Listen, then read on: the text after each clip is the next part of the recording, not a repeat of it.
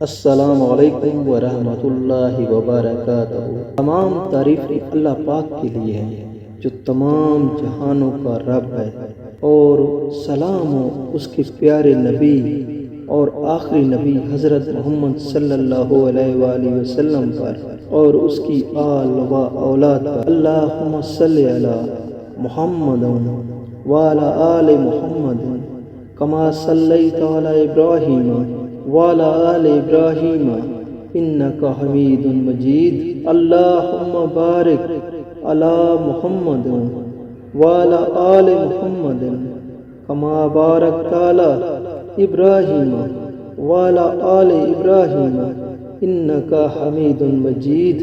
قصص الانبیاء کے سلسلے میں حضرت آدم علیہ السلام، حضرت شیث علیہ السلام کے بعد آج ہم اللہ کے فضل و کرم سے حضرت ادریس علیہ السلام کا ذکر کریں گے۔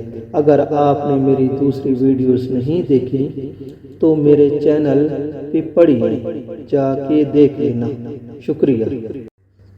قرآن عزیز میں حضرت ادریس علیہ السلام کا ذکر صرف 2 جگہ پر آیا ہے۔ نمبر 1 سورہ مریم رکوع نمبر 4، وَاذْكُرْ فِي الْكِتَابِ إِدْرِيسَ إِنَّهُ كَانَ صَدِيقًا نَبِيًّا وَرَفَعْنَاهُ مَكَانًا عَلِيًّا۔ اور قرآن میں یاد کرو حضرت ادریس علیہ السلام کو، بلا شبہ وہ سچے نبی تھی اور ہم نے ان کو بلند مقام عطا فرمایا۔ دوسری جگہ سورہ انبیاء میں رکوع نمبر 4 ہی میں حضرت اللہ پاک نے فرمایا ہے کہ وَإِسْمَاعِيلَ وَإِدْرِيسَ وَذَا الْكِفْلِ كُلٌّ مِّن الصَّابِرِينَ، اور اسماعیل علیہ السلام اور ادریس علیہ السلام اور ذوالکفل، ان میں سے ہر ایک صبر کرنے والا تھا۔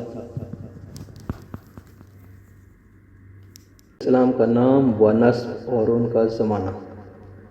حضرت ادریس علیہ السلام کے نام، نسب اور زمانہ کے متعلق مورخین کو سخت اختلاف ہے، اور تمام اختلافی وجوہ کو سامنے رکھنے کے بعد بھی کوئی فیصلہ کن یا کم از کم راجح رائے قائم نہیں کی جا سکتی۔ وجہ یہ ہے کہ قرآن عزیز نے تو اپنے مقصد رشد و ہدایت کے پیش نظر تاریخی بیس سے جدا ہو کر صرف ان کی نبوت، رفعت و مرتبت اور ان کی صفات عالیہ کا ذکر کیا ہے، اور اسی طرح حدیثی روایات بھی اس سے آگے نہیں جاتی۔ اس سلسلے میں جو کچھ بھی ہے وہ اسرائیلی روایات ہیں، اور وہ بھی تضاد و اختلاف سے معمور۔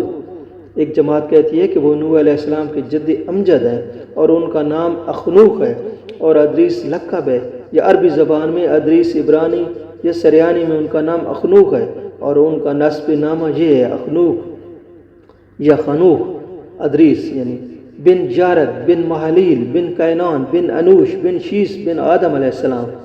ابن اسحاق کا رجحان اسی جانب ہے۔ دوسری جماعت کا خیال ہے کہ وہ انبیاء بنی اسرائیل میں سے ہے، اور الیاس ادریس ایک ہی ہستی کے نام اور لقب ہیں۔ ان دونوں روایات کے پیش نظر بعض علماء نے یہ تطبیق دینے کی صحیح کی ہے کہ جد نوح علیہ السلام کا نام اخنوخ ہے اور ادریس لقب، اور بنی اسرائیل کے پیغمبر کا نام ادریس ہے اور الیاس لقب، مگر یہ رائے بے سند اور بے دلیل ہے۔ صحیح ابن حبان میں روایت ہے کہ حضرت ادریس علیہ السلام پہلے شخص ہیں جنہوں نے قلم کو استعمال کیا۔ ایک حدیث میں نبی اکرم صلی اللہ علیہ وسلم سے کسی نے رمل کی خطوط کے متعلق سوال کیا تو آپ صلی اللہ علیہ وسلم نے فرمایا کہ یہ ایک علم نبی کو دیا گیا تھا، بس اگر کسی شخص کے نقوش اس کے مطابق آ جاتے ہیں تو نشانہ صحیح بیٹھ جاتا ہے، ورنہ نہیں۔ حافظ عماد الدین ابن کثیر ان روایات کے ساتھ یہ بھی نقل فرماتے ہیں کہ بہت سے علماء تفسیر و احکام کا یہ خیال ہے کہ حضرت ادریس علیہ السلام ہی وہ پہلے شخص ہیں جنہوں نے رمل کے کلمات ادا کیے، اور ان کو ہرمس الحرامسہ کا لقب دیتے ہیں، اور ان کی جانب بہت سی غلط باتیں اس طرح منسوب کرتے ہیں کہ جس طرح ان کے علاوہ بہت سے انبیاء، علماء، حکماء اور اولیاء اللہ کے متعلق منسوب کی گئی ہیں۔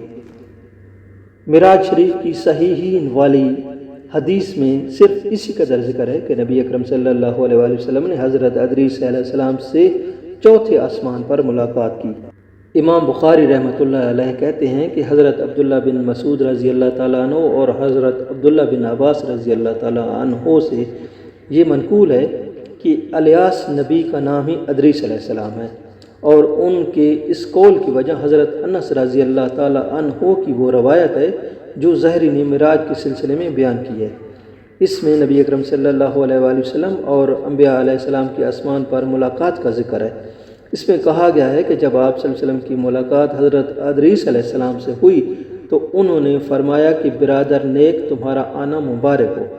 پس اگر حضرت ادریس علیہ السلام اخنوق ہوتے تو حضرت آدم و حضرت ابراہیم علیہ السلام کی طرح کہتے نیک بھائی کی جگہ نیک بیٹے کے ساتھ خطاب کرتے۔ اس روایت کو نقل کرنے کے بعد ابن کثیر فرماتے ہیں کہ یہ دلیل کمزور ہے، اس لیے کہ اول تو یہ امکان ہے کہ اس طویل حدیث میں راوی الفاظ کی پوری حفاظت نہیں کر سکا ہو۔ دوم ہو سکتا ہے کہ نبی کریم صلی اللہ علیہ وسلم کی جلالت قدر و رفت مرتبت کے پیش نظر انہوں نے پدری انتصاب کو نمایاں نہ کیا ہو اور از راہ تواضع برادرانہ حیثیت ہی کو ظاہر کرنا مناسب سمجھا ہو۔ رہا حضرت آدم علیہ السلام اور حضرت ابراہیم علیہ السلام کا معاملہ تو سو ایک ابو البشر ہے اور دوسرا خلیل ابن کثیر نے یہ بھی نقل کیا ہے کہ بعض کہتے ہیں کہ حضرت ادریس علیہ السلام حضرت نوح علیہ السلام سے قبل کے نبی نہیں ہیں بلکہ انبیاء بنی اسرائیل میں سے ایک نبی ہیں اور الیاس علیہ السلام ہی ادریس علیہ السلام ہیں۔ حضرت ادریس علیہ السلام کا حلیہ مبارک۔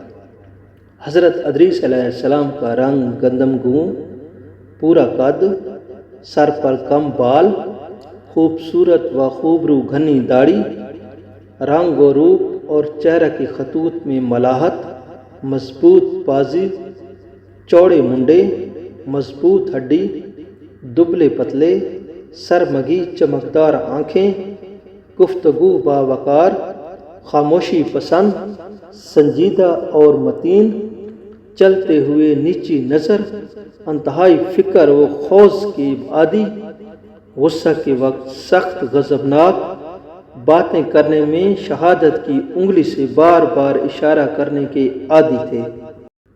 حضرت ادریس علیہ السلام کے متعلق علماء تفسیر اور ارباب تاریخ و قصص نے جو کچھ بیان کیا ہے وہ پیش کیا جاتا ہے۔ حضرت ادریس علیہ السلام کا مولد و منشا یعنی جائے پیدائش و پرورش کہاں ہوئی اور انہوں نے نبوت سے پہلے کس سے علم حاصل کیا، حکمہ اور فلاسفہ کے اقوال ان مسائل میں مختلف ہیں۔